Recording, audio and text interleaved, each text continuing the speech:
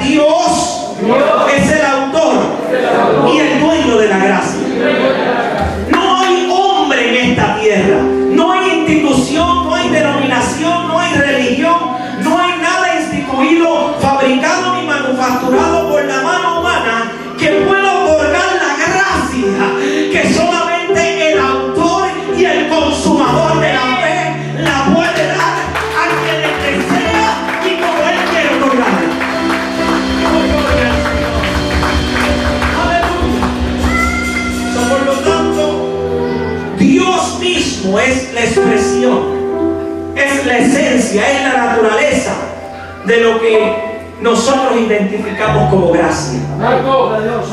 Dios no tiene gracia, Él es gracia.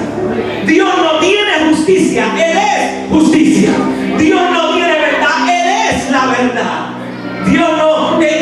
Por eso es que, mis amados hermanos, cuando entendemos la trascendencia de esto, como la pudo conocer, vivir, experimentar el apóstol Pablo, no se queda tan solamente en un conocimiento biológico, psicológico, un conocimiento pragmático o de la psiquis, sino que esto se convierte en una vida y en una realidad experimentada por la iglesia.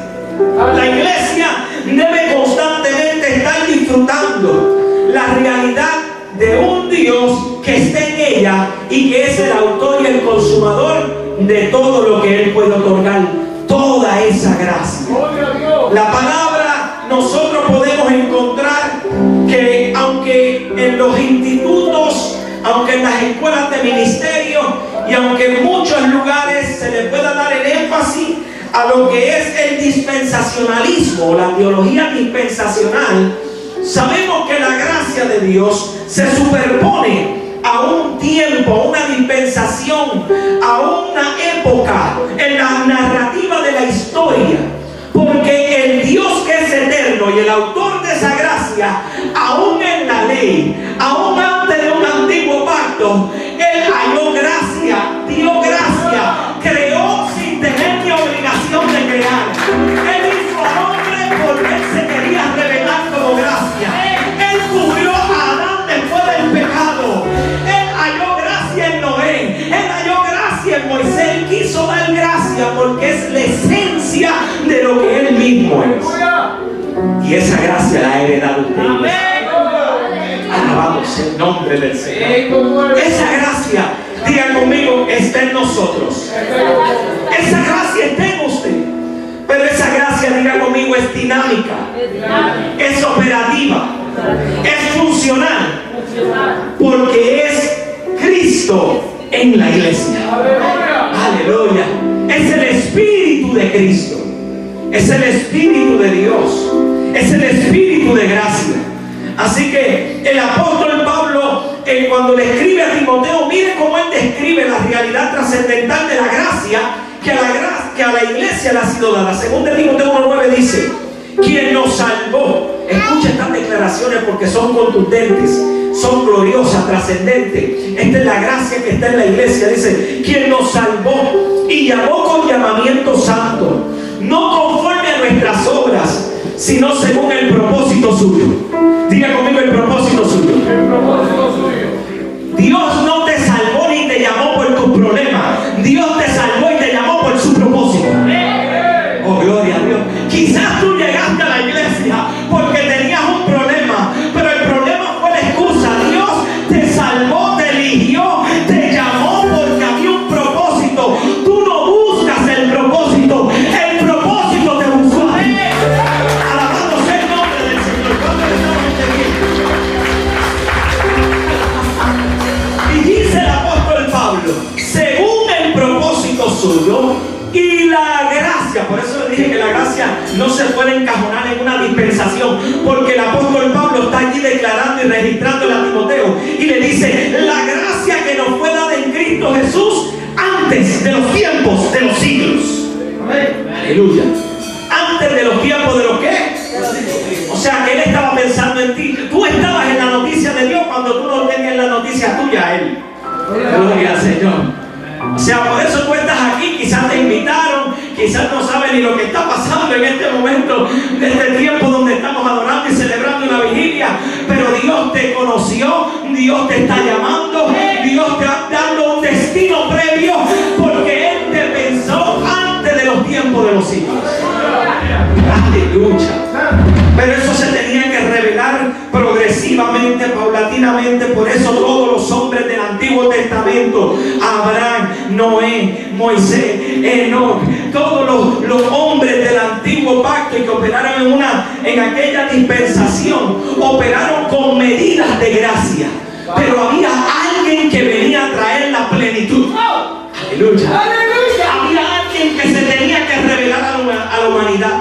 Por eso es que Gálatas capítulo 4 y versículo 4 dice que cuando llegó el cumplimiento del tiempo, entonces un hijo nos fue dado. Y ese hijo, como lo reveló y lo leímos en Juan capítulo 1 y versículo 14, ¿de qué estaba lleno el hijo? De gracia y de verdad. O sea, Jesús es la plenitud, el mejor modelo de la gracia suficiente. ¿Quién es el mejor modelo? El mejor modelo no es el buen líder de la congregación. El mejor modelo no es el mejor profeta de la ciudad. El mejor modelo no es el mejor apóstol de las naciones. El mejor modelo de la gracia suficiente es Cristo, el Señor.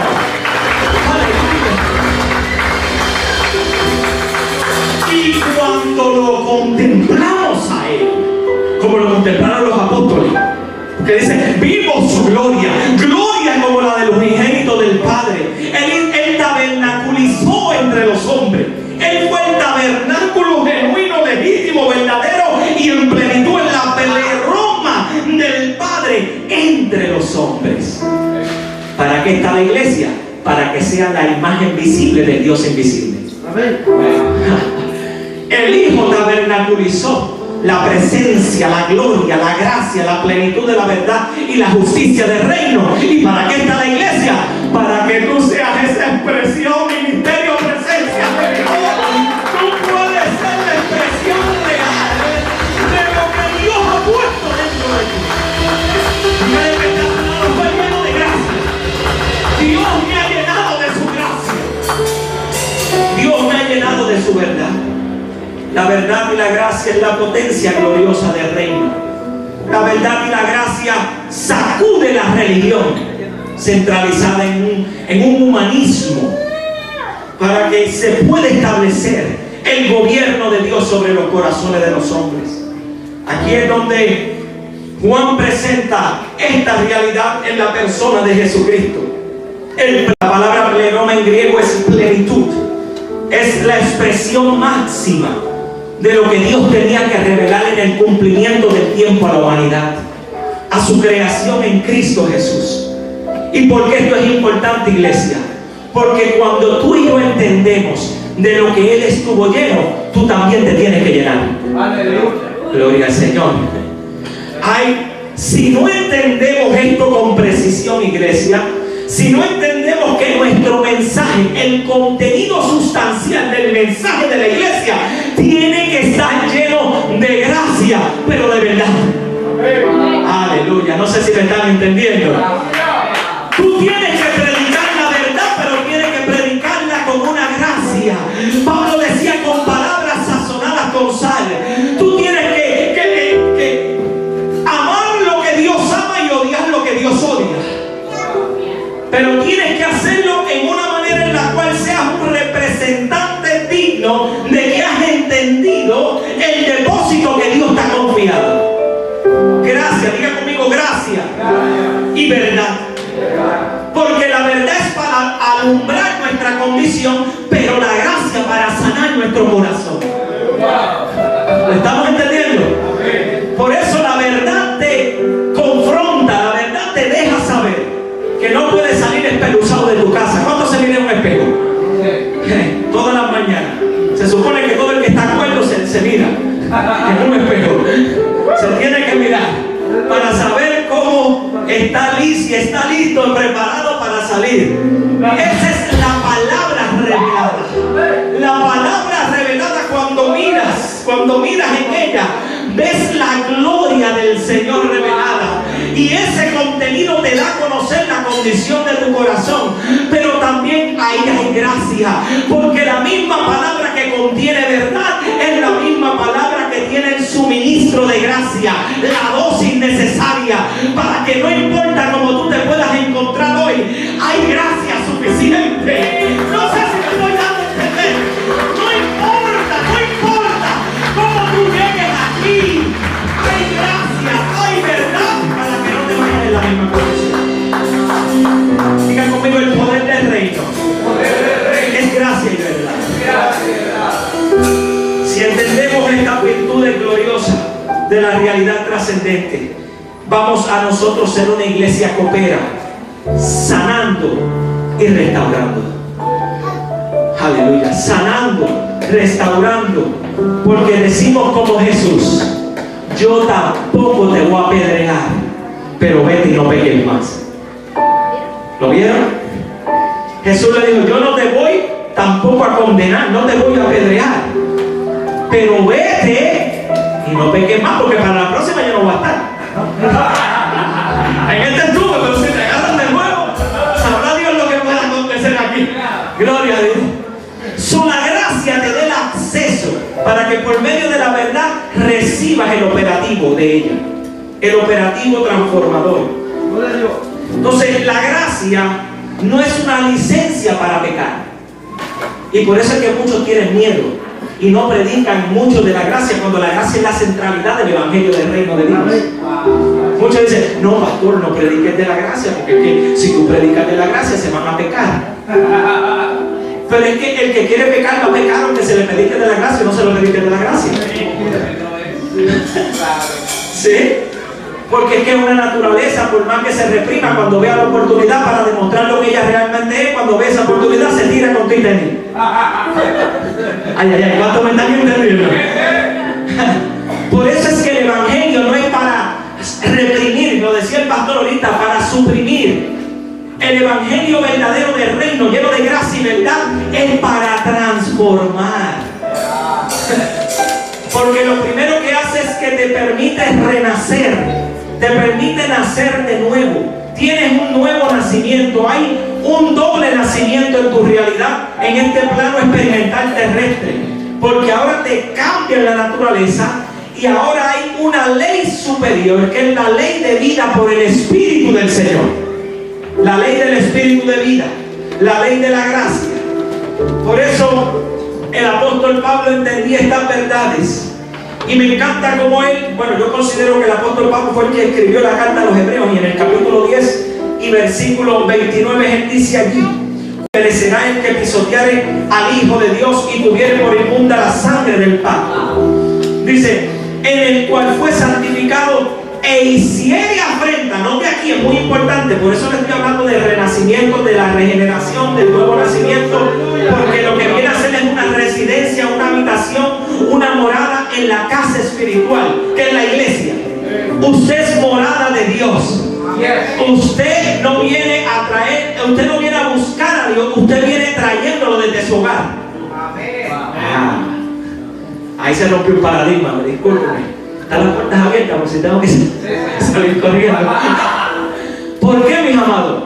Porque tenemos que comprender que Dios te ha llenado de su presencia. ¿Cómo se llama este ministerio? Presencia de Dios. Pero la presencia tú la llevas al supermercado, la presencia la llevas al colegio, la presencia, cuando nos vayamos de aquí de esta vigilia, no es que se acabó la presencia, es que es tiempo de manifestarla en los escenarios donde Dios te coloca. Porque esa es la iglesia, la morada, la habitación, la casa espiritual de Dios, que dice allí el Espíritu de gracia. Es la única ocasión en la Escritura cuando se le identifica al Espíritu del Señor, al Espíritu Santo, como Espíritu de gracia. Ahí en la carta a los Hebreos, en el capítulo 10 y versículo 29, porque la gracia suficiente, diga conmigo, la gracia suficiente, es a través de su Espíritu.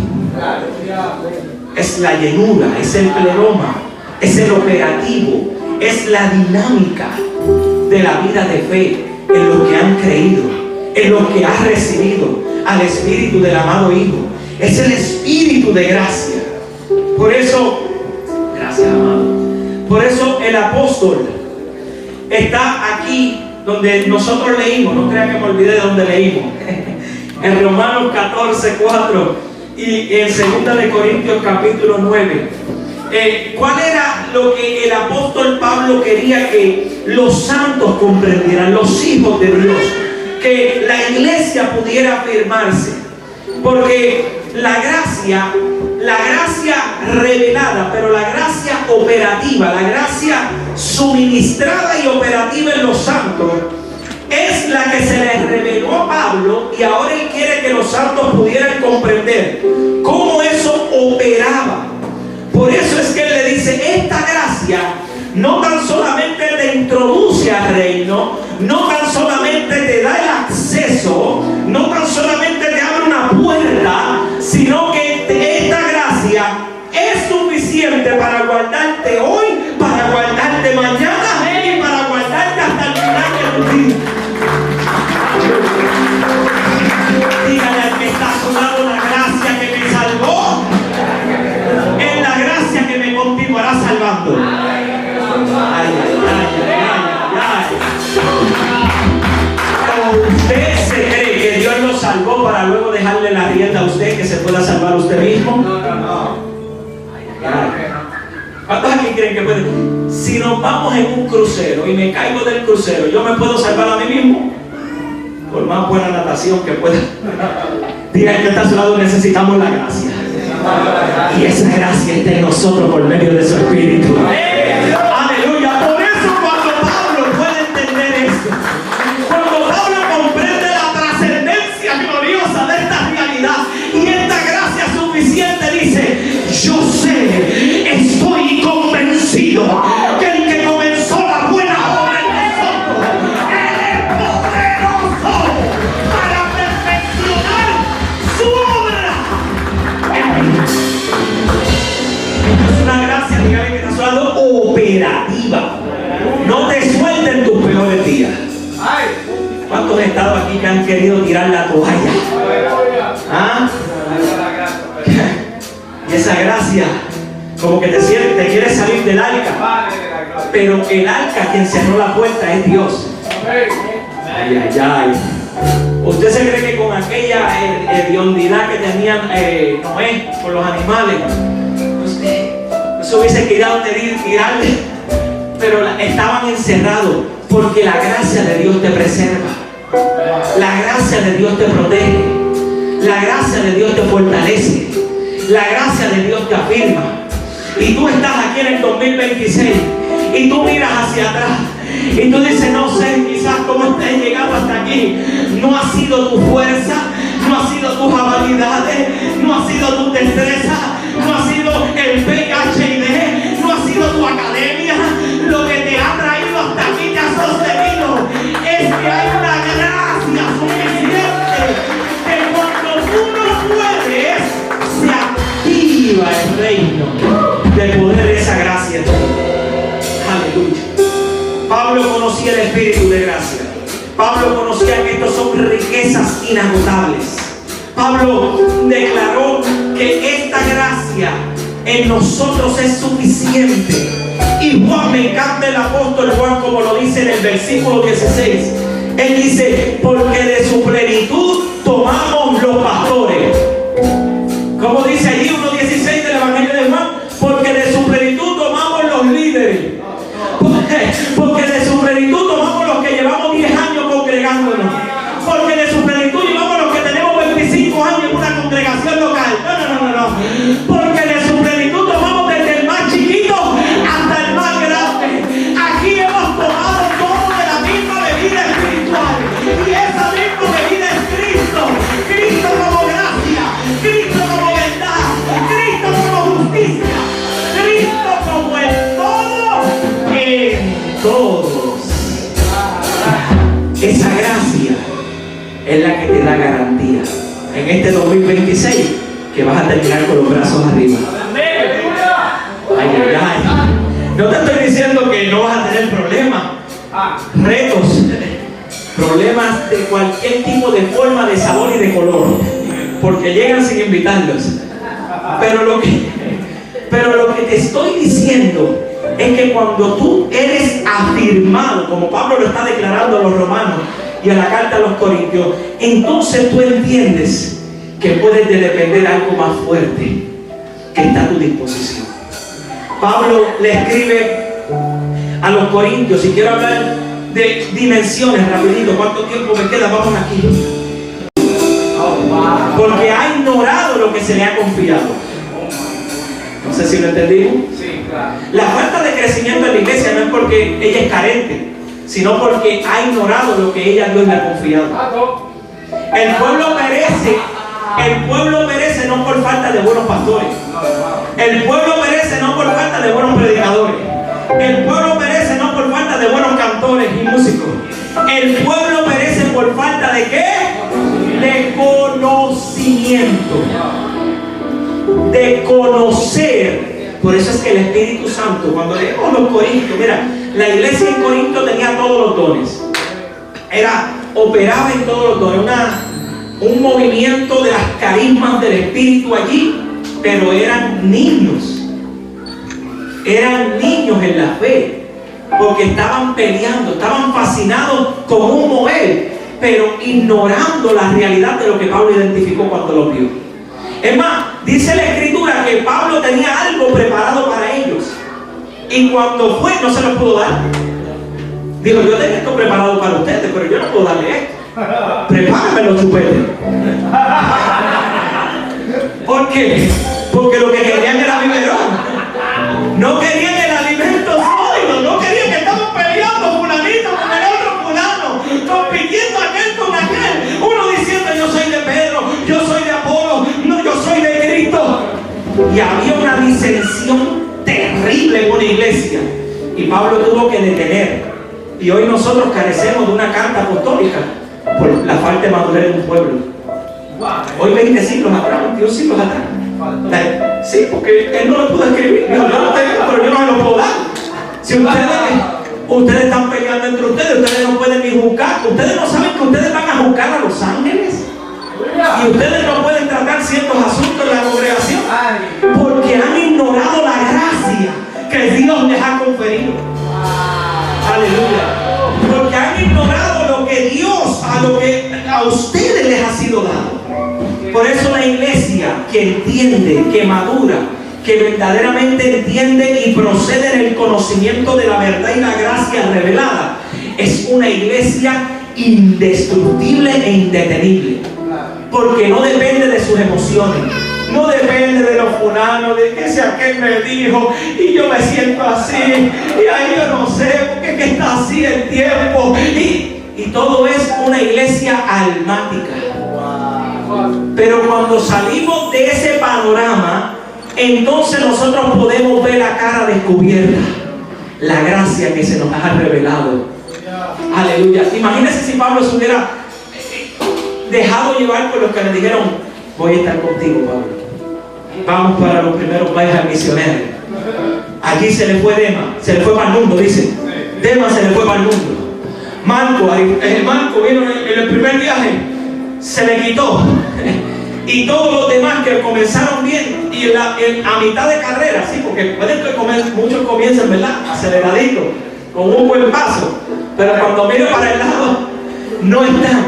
Y Pablo no se puso a llorar, porque Pablo sabía que la gracia recibida era suficiente para él cumplir el llamado glorioso que Dios le había dado a su vida y ministerio.